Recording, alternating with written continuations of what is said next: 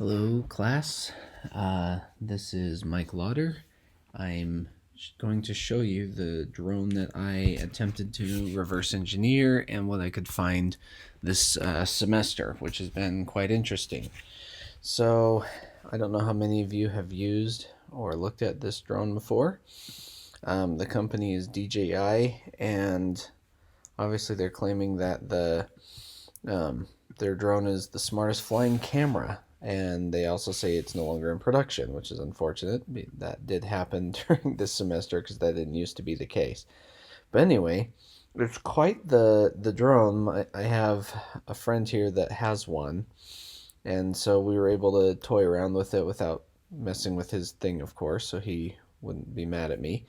But anyway, um, this is what we looked at, and it does come with an app in the Play Store to be able to control it, whether from an iPhone or Android. I just looked at the Android one because Apple is a lot harder to reverse engineer due to its encryption of stuff. So I managed to reverse engineer the entire app, and here it is. So it comes in an XAPK, which I'd never heard of before, which required me to extract it twice. And eventually I got to this, and I used what's called the APK tool to extract it, but I had to extract it twice, and it was able to dump out a bunch of stuff. Now, the most interesting thing about the app itself is that, for the most part, it looks to me like it's just Xamarin wrapping a bunch of DLLs and SO files, and here's why. So if we look in the lib folder, you can see lots of .so files, and a lot of companies do this to consolidate development, right? It's a pain to maintain two teams, it's expensive, and there might be a bug in one solution and not in the other. So they will try to develop in a common language. And most of these were either written in C or C++. As I've tried to reverse engineer many of these, they're not very helpful, except for the ones that are most interesting are the ones that say DJI in it. The rest of these look to be just supporting libraries, like libmono. Libmono is where, and then a bunch of other files lead me to believe the Xamarin choice. But you see there's like videos. This is not encryption, this is something else. UV2, that's a JavaScript type of library, which I thought was interesting. So they might even be using some other JavaScript libraries like React Native. And here's some imaging libraries, there's some vision libraries, the video libraries that DJI hooks into it, some crash reporting, and also some fencing and things like that, which are really fancy for a drone to do, and all controlled within the app. Now, the interesting part of this was this particular app connects to Google Cloud, it connects to Alibaba, and some other stuff by Chinese libraries. So I believe AMAP is a Chinese library. This is to control where the device can actually go, and this same logic was also on the Phantom drone itself, which to me is a little concerning that any company would have a potential backdoor to my device that has video and audio on it. So I found that interesting. And here's a bunch of stuff for random things that the app can do. I'm not going to talk too much about this, but Cena, Mapbox, I mean, the list of APIs that this thing uses is all over the place. So Bouncy Castle, the only thing they're using is X509 certificates from that. Now, let me kind of go over this. What I've discovered is that, for the most part, I analyzed authentication protocols and authorization methods. That's where I decided to focus my research. I I'm all about breaking protocols, because if you break a protocol, it's a lot harder to patch that versus just a common vulnerability in the software that allows you to type something that you weren't supposed to.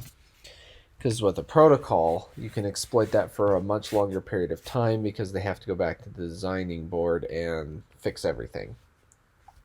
So, and I think that if you can break authentication, authorization, you basically can pawn the device.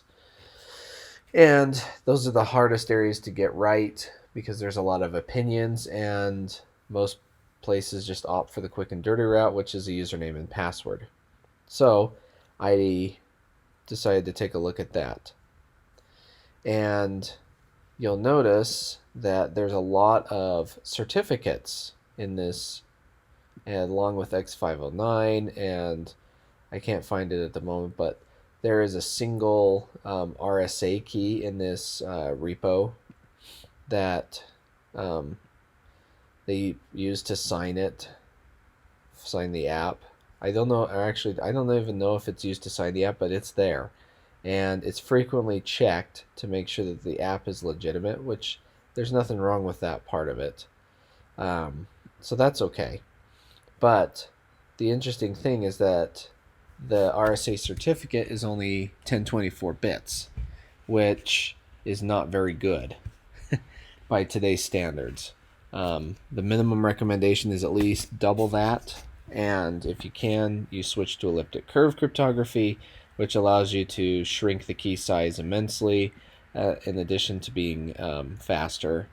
And with that, the discrete log is a lot harder to solve for elliptic curves than it is for RSA, which depends on factorization.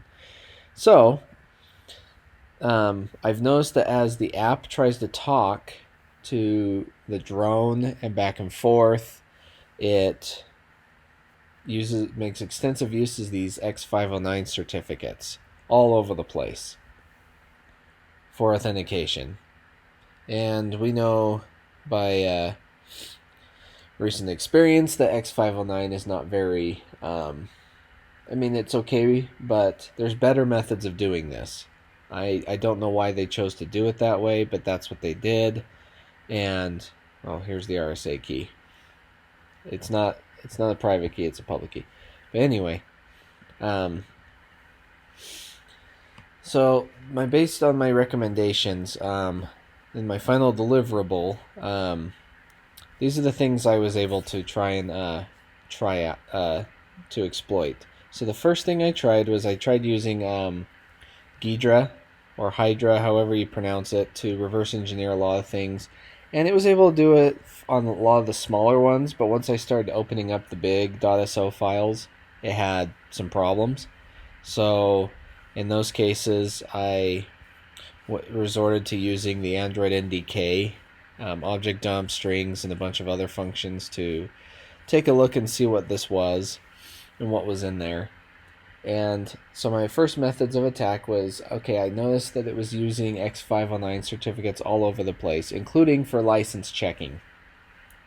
And I thought, okay, there's two possible areas I can attack. The first was that since it's using these .so files everywhere, what if I overwrite the bytes of one of the .so files with some other ARM code to make sure it works, and see if I could do that without changing the .so's exact size, just the instructions.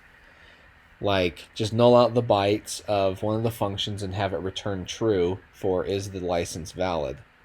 And so when I did that, and ran it on my Android device, it just continually prompted me to re-enter the license number. So I don't know if I attacked the wrong function or functions, but that was about as best as I was able to get. But I believe I was in the general area of where to mess around with this.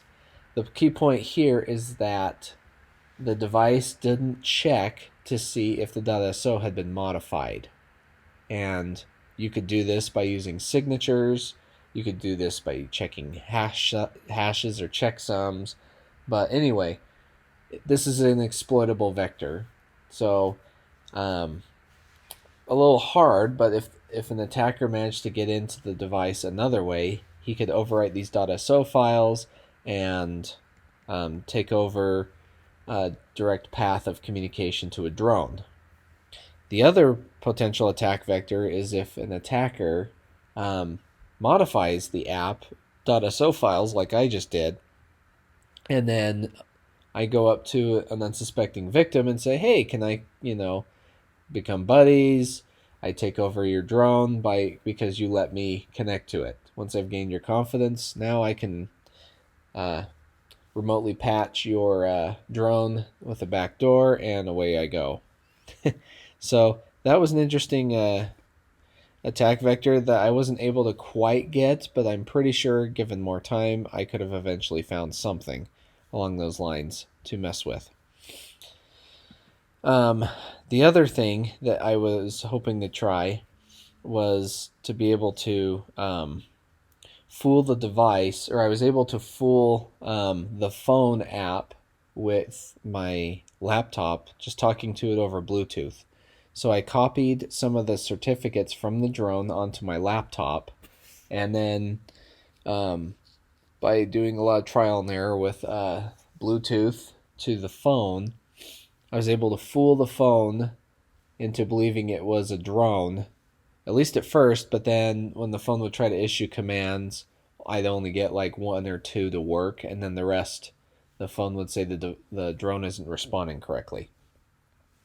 So I could set my laptop up in a public area where people fly drones, and even have a real drone right next to it and tell people, hey, you want to fly my drone? And they connect to it, and unsuspectingly they connect to my laptop instead, and I managed to take over their phone without their knowing it, and then trick them, okay, sorry, my drone's not working for a couple of minutes, let me try something while I'm stealing some information, and away I go. So I was able to exploit authentication to some extent and integrity checking, but not in the same way that I was hoping to break. But anyway, those are some interesting finds. I did have some recommendations for DJI. I'm trying to decide whether I should reveal this to them or not.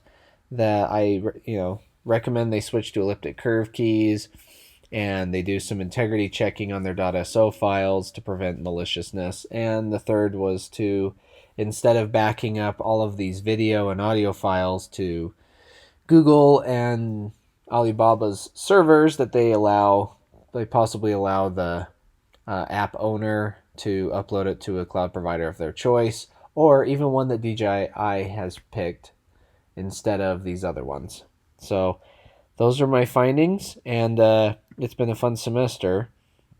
So hopefully you can learn from my experience that not everything is all Java driven like I was hoping, because Java files are a lot easier to reverse engineer, but they didn't use a lot of Java. They just basically wrapped the entire project with these .so files and called out using the JNI or JNA. I believe it's the JNI, but due to the naming, but not so much with other methods like the JNA. All of the data was stored in SQL Cipher, which is quite an interesting tool. What it does is it encrypts the pages as they come on and off disk, but doesn't encrypt the data any other way. So if you gain access to the SQL file and you know the password, you can get in and then everything's decrypted. It's not like multi-tenant of any kind where you only gain partial access or whatever. It's kind of just doing a dumb encryption type thing. But it prompts the user to enter a password to unlock the thing. And on my iPhone, it said, oh, you can tie into fingerprint or Face ID, which to me says it just used the secure enclave to wrap this database key with the hardware, which is a good standard method of doing things. Because if I manage to get the SQL Cipher file off the device, there's no way other than brute force that I could guess the encryption key. But given that they prompted me for a password, I could just brute force the password and get in. And we know how people are at picking reliable passwords. So that's another method I would recommend, that they don't do a password, that they just generate a key and encrypt that with the secure enclave, and then the user doesn't know about this at all.